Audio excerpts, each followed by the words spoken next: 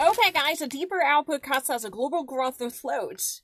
Faced with a slowing global economic growth and abundant reserves putting pressure on oil prices, the OPEC group and its partners could seek to deepen output cuts when they meet in Vienna this week. The cuts of 1.2 million barrels per day from October 2018 levels were recently fixed in December last year were already exceeded at OPEC's last meeting in July. Some observers expected the cuts to remain in place possibly until the end of 2020, but Iraqi oil minister Thamer Gadman, on his arrival Tuesday in Vienna, suggested some members would push for output to be slashed by additional 400,000 barrels per day.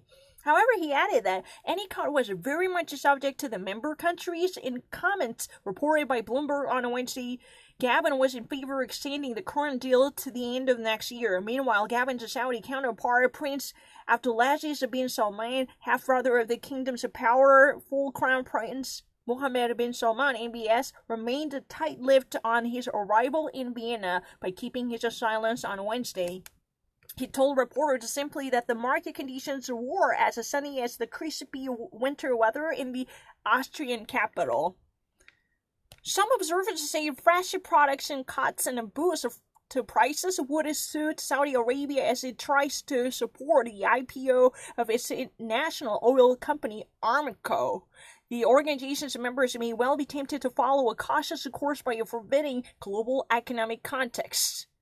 The trade war with the United States is acting as a drag on the growth in China, normally an avid consumer of oil, while the European economy is also currently stagnating. Moreover, the output of oil production outside OPEC is breaking records. The U.S. has been world's biggest producer since 2018. Brazil and Canada have also increased output. Others, such as Norway, are planning to do so. According to the latest U.S. estimates, the country's total domestic stocks now stand at an enormous 452 million barrels. Analysts say that taken together, these factors will leave OPEC little room for maneuver. I don't really understand why you actually make this mistake. Maneuver. It's really kind of bizarre. Because, you see this? Maneuver, it has been somehow misprinted here. Maneuver was supposed to be closely tied up.